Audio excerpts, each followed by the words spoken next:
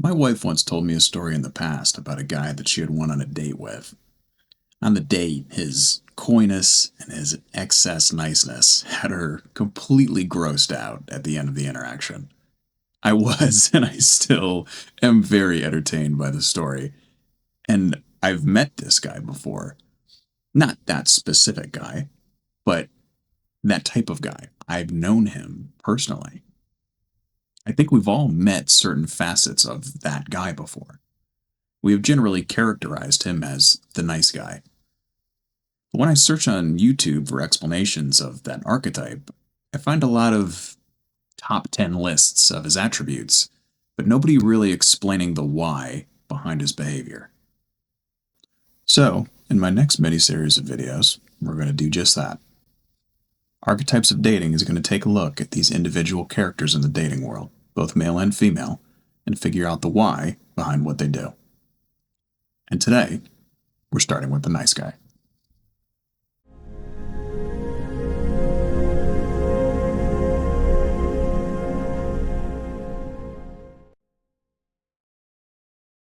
I could make a video about the guy who pretends to be nice while secretly hiding malicious intentions.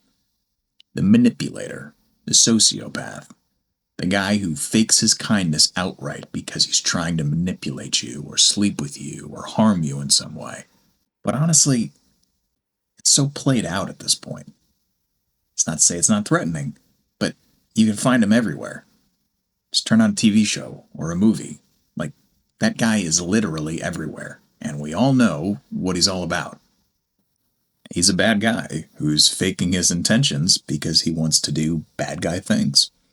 It's pretty simple. But it's also not the kind of nice guy that I'm talking about. The man that I'm referring to isn't inherently bad. In fact, he's often genuinely kind. The problem is that he repeatedly pushes women away with that very kindness. There is no villainous twist. There's no monster blatantly hiding behind some mask. That's not to say he couldn't potentially become that long term. My point is that from this guy's perspective, he's going into this with good intent. In fact, if you ask the woman he was consistently kind to, and who, more often than not, eventually ends things, she often struggles to explain exactly why the relationship even fell apart. There's no obvious abuse to point to. There's no explosive moment where the mask came off. He just keeps trying and trying and trying, while she slowly withdraws more and more and more. Until eventually, the relationship ends, often in a way that leaves both people pretty confused. This is the kind of relationship where nobody walks away feeling like they really understand what happened. Media, and plenty of real-life assholes, have done a fantastic job of showing us exactly what a bad guy is supposed to look like. He's angry. He's aggressive. He's opinionated to the point of being a jerk. He struggles to communicate. He bottles up his emotions until they explode. We've seen this character so many times that at this point he's practically become a cliche. And when this guy wants something, he bullies, he yells, or he simply takes it. I am sure that we've all met at least one. Enter the nice guy. He has manners. He's incredibly kind. His opinions tend to align with yours. And even when they don't, he's usually the first one willing to concede. He's an excellent communicator. More than happy to talk about his feelings. More than happy to validate yours. He often sacrifices his own perspective to preserve the harmony between the two of you. I mean, on the surface, that sounds great, right? Well, initially it is. One of the biggest hurdles women face while dating is just trying to answer a simple question. Is this man a threat to me? And when all those boxes are checked, she can finally just relax. She can begin to open up. and sense she begins to fall into him. But then something begins to change, and she can't quite explain it. Attraction slowly starts fading. And hilariously enough, women even coined a phrase for this strange, almost impossible to describe feeling: the ick. The problem is there's nothing obvious she can point to. There's no smoking gun, no single event. So instead of identifying a clear problem, she just begins to create distance. The texts become shorter. They take longer to arrive. The affection quietly fades. Before long, he notices the change. So he does what he believes a loving partner should do when distance is created. He checks in more. He asks how she's feeling. He asks if something's wrong. He doubles down on the affection. More reassurance, more apologies, more flowers, more attempts to close the growing emotional gap between the two of them. But the harder he pushes, the further away she moves. A while ago, I made a video where I compared femininity to water and masculinity to rock. In it, I talked about the fluid nature of femininity and its tendency to seek out stability, something solid to flow around, through, and against, something that gives shape and direction to its movement. Now, as allegorical as that is, I think it plays out perfectly in the case of the nice guy. Simply put, the nice guy is unstable. Not in the same way the volatile abuser is unstable, but unstable nonetheless. Not mentally, per se, but in his ability to establish himself as a source of safety and reliability in the eyes of the woman he's with. These feelings of safety come from something I often refer to as masculine containment. The ability to do what is necessary, regardless of what the thing happens to be. Now, can the nice guy talk about his feelings? Absolutely. Can he empathize with you? Of course he can. Can he agree with almost every point that you bring up? Probably. The real question isn't whether he can do those things. The question is, when? If you've had a terrible day at work, do you always want a therapy session? Do you always want someone trying to solve your emotions like an equation? Do you always want someone hovering over you to make sure that you're okay? Or do you sometimes just want space? Do you sometimes just need someone who's comfortable letting silence exist? Do you need someone who's willing to disagree with you instead of instinctively always trying to preserve harmony? Ironically, many of the traits that initially attracted her to him slowly become the very things that erode that attraction. Little by little, in almost imperceptible ways, he begins silencing the parts of himself that maintain his autonomy, his confidence, his identity, his masculinity. There were plenty of moments where it was necessary for him to be patient, kind, and accommodating. He excelled at those. But there were also moments where it was necessary for him to disagree, to tell her an uncomfortable truth, to establish a boundary, to simply say no. There were moments where she genuinely needed space to process her own emotions. But he didn't want that space. He wanted closeness. He wanted reassurance. He wanted affection.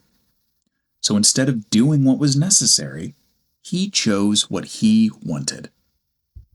He wanted to love her in that moment, so he gave her more love. He wanted to comfort her, to feel that sense of purpose, so he moved closer.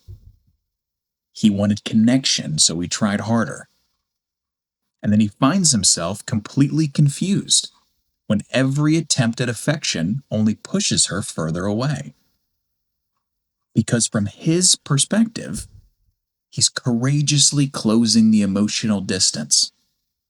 And from hers, whether she consciously realizes it or not, it feels like she's being chased. Like every step backward she takes is met with another step forward from him. She isn't experiencing relief. She's experiencing pressure. His love becomes one more thing to process, on top of her own feelings.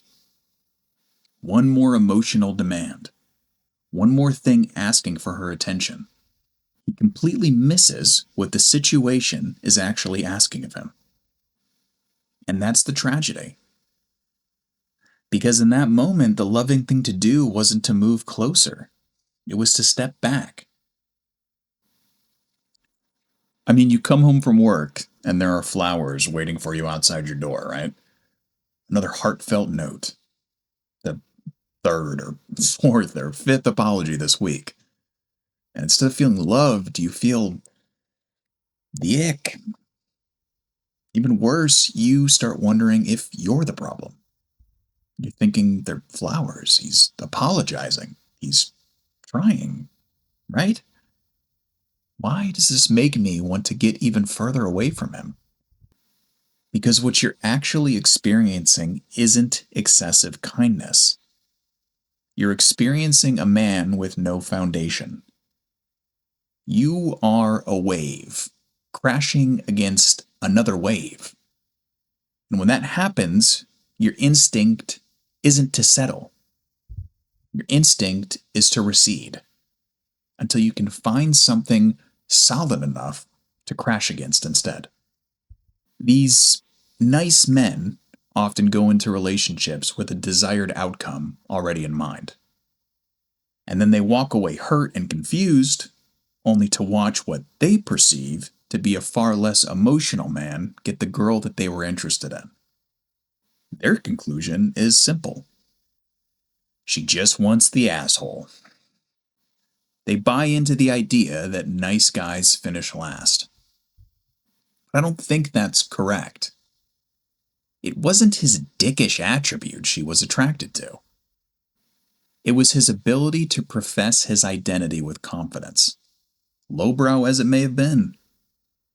While you fumbled about, barely able to ask her out with a straight face or maintain eye contact, he clearly outlined what he wanted. A clear identity of who he is, an established presence, something separate from her and solid, something that isn't washed away when her waves begin crashing against him. In the case of the asshole, will he eventually crumble in a long-term relationship? Almost certainly. But that's beside the point. The point is to explain the difference in attraction and why the nice guy's overwillingness to acquiesce puts him behind in the dating world. It's why so many of these men continue trying to fill this niche, believing that if they can just become even nicer, even more agreeable, eventually they'll succeed. Because when a woman has been hurt by a man with these more traditionally bad attributes, the next man with wildly different attributes often appears to be the ideal partner. Many men are more than willing to step headfirst into that role. Their outfit may have changed. The badge on their sleeve may have changed, but their aspirations did not. I want to say this as plainly as possible so there is no confusion. Outside of personal preference, both in terms of attraction and how he treats you, it does not matter whether he is politically identical to you or opposite from you. It does not matter whether he shares your spiritual beliefs, identifies as a liberal feminist or as a traditionally conservative war veteran, or some hybrid in between.